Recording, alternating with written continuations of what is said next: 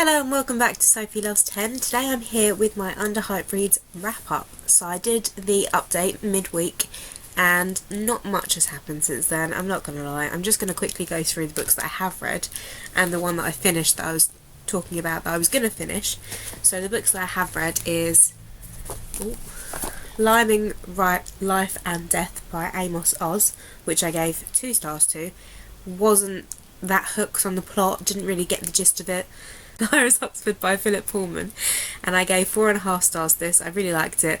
A little story about Lyra in our hometown, and I really enjoyed this, and I liked having another insight to that world, so I enjoyed that. Then I had Air, Letters from Lost Countries, and this I gave 2 stars to. I liked the initial plot to it, but then I thought it went a little bit far-fetched with the terrace and the Lost City. I'm not sure how it's going to go. I might pick up the next one in the series just to see if it gets any better, because there is concept there for the comics to get better, and didn't particularly like the art style of this one, so it was 2 stars for that one. Madman of Venice, which is inspired by the Merchant of Venice, and I gave this 4 stars. I really enjoyed the concept of this. I enjoyed the plot twists. I enjoyed the story overall, all the different stories going on, the characters. I enjoyed the characterization. All in all, good book. So that was The Madman of Venice. And then the last one that I fully completed is Insanity by Cameron Jace. Oh my goodness me, I didn't realise that this is going to be so good. It was phenomenal. Like, this was amazing. I really enjoyed this. Cameron Jace has many books, and apparently is a very well-known author, which I'd never heard of. He has loads and loads of series, mainly based on horror, and I didn't realise it's horror either. And you get a bit of horror in this, but not so much. This is... I've got some notes here, so I finished this on the 7th. I love the plot. I love the use of history in this. This is the first Alice in Wonderland retelling, believe it or not, that actually uses Lewis Carroll and the history of Lewis Carroll within the plot. So they actually go to the different places in Oxford and they talk about Lewis Carroll and the meanings behind the characters and quotes and all sorts. And this has a lot of history in it, which is really nice, like mixed with the sci-fi, with the fantasy and the history. It just mixes really well together, and I love the characters as well. Really like the characters. So basically the premise of the story is our main character Alice Wonder is in the insane asylum, I can never say that, and she's been there.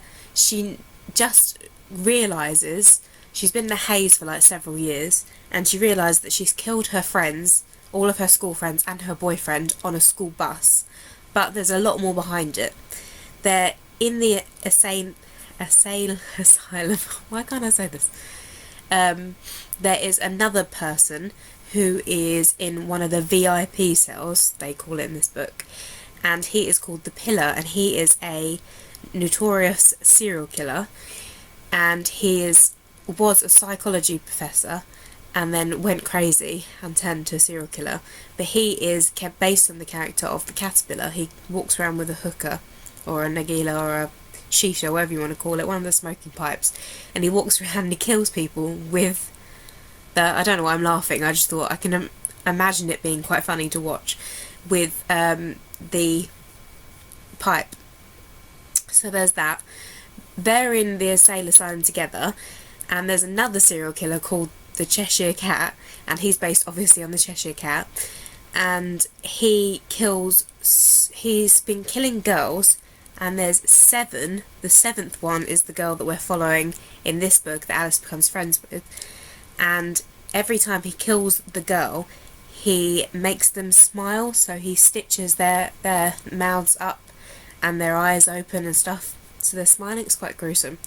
So we have these characters, and there's the Wonderland monsters, they're called, are all in our human world, and it's difficult to tell who's insane, who's the character, and they go along. Pillar and Alice go on a journey to try and save the 7th girl and come across all these Wonderland creatures.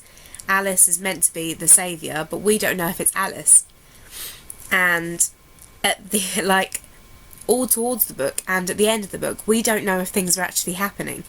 the character, it's all done from Alice's point of view, and we don't actually know if this is her just imagining things, because she imagines things all the time. She's having shock therapy and she hallucinates, or this is actually happening, and it actually questions your own sanity during this book, which I think is actually awesome, because you don't know what's happening, and I just really, really want more, because it's left me here.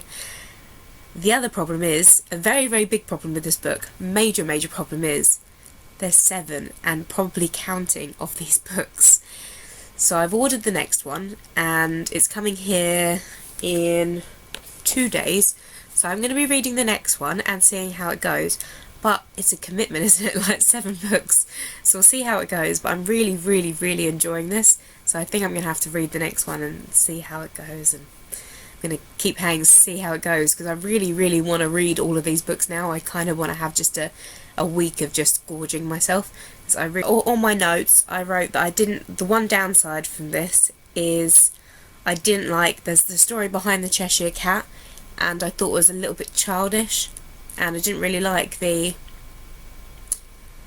I'm not sure exactly how I feel. I suppose in the next book we'll find out a little bit more about the Cheshire Cat, but the whole story about him being a cat and then put into like a person's body, and why he wants to get his revenge on the human race, is a little bit weird, but I get it. I'm not sure how I feel about that. I'm kind of like 50-50, like deciding whether I think it's stupid or whether I don't think so. But there's history in that story as well. There's a lot. Cameron Jace obviously did his research with this. There's a lot of history in it. It's just a very, very gripping story, and I would highly recommend. You can get it on Amazon. I don't know where else you can get it. I haven't seen it in any bookshops before, but I really, really enjoyed this. So I gave it 4 stars.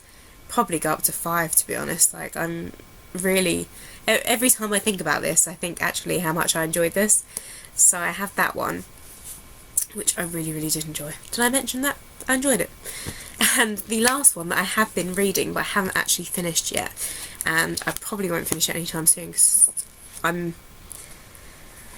a little bit through it there, not very much, and this is The Sex Lives of Siamese Twins by Irvine Welsh. I'm not sure if this is actually about Siamese twins. I'm a little bit confused.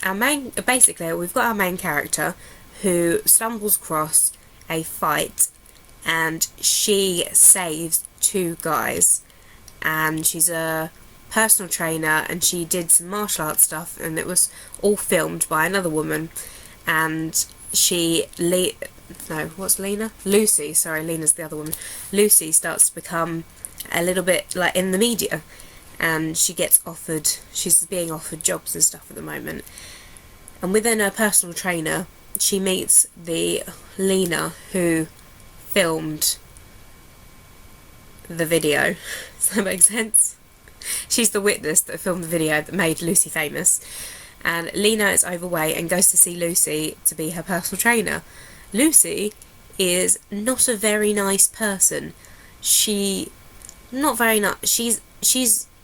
very, very over the top with the personal training, over the top with the way she eats. Like, Irvine writes in here, like 402 calories for dinner and stuff like that, and how she trains every day, and how she goes for a run, how she calls all these larger ladies fat, and how they need to, like, get a life, and it's all a bit, I'm not sure how I feel. There's, the text is broken up with emails and stuff, and I'm not really sure where this is going yet. The writing is really well done. I am enjoying Irvine's writing style, which I didn't think I wouldn't, because I know how famous a writer he is with Trainspotting and such, and I thought for my first Irvine Welsh book I wouldn't read Trainspotting because I've seen the film and it's all done in Scottish dialects, so I thought I'd pick something else, so I picked this one. There is a page about Siamese twins and about having sex when you're a Siamese twin, but it's literally just mentioned within the book, so I'm really not sure if it's about Siamese twins, but I'm sure I'll find out. We finished the readathon now, so I might go back to finishing Magnolia, because I was really, really enjoying that before I started the readathon, and then read this afterwards, but we'll see what happens. So the 3 that I didn't get to, really, really sadly, is The Children's Home, which I think I'm going to add it to my October TBR because I reckon this will be a really, really good Halloween read. I'm going to be doing a Halloween video of things I like to do in Halloween, things I like to read. So if you have any particular areas you want me to focus on, because I thought I could do makeup, candles, books, what else? Drinks, anything you want me to do, talk about, I'll talk about. Maybe I'll do a Halloween or October themed video. If you like the sound of that, give me a thumbs up. So we have that one. And then another one that I could probably read along that time is Killer Takes All, which I really need to get to because it's my friend's copy and I need to give it back to her, so it's really bad. And then the last one, which I did start reading again because I started reading it before and I've completely forgotten the beginning of this book, and that is Mother Can You Not by Kate Spiegel, so I'll be getting this soon. It is kind of one of those books you can dip in and out of, so I probably won't read this all in one go. It'll probably be something that I read now and then. So that is the UnderHypedReads wrap up. I hope you enjoyed the video, and I'll be filming some more videos soon. See you all later. Bye.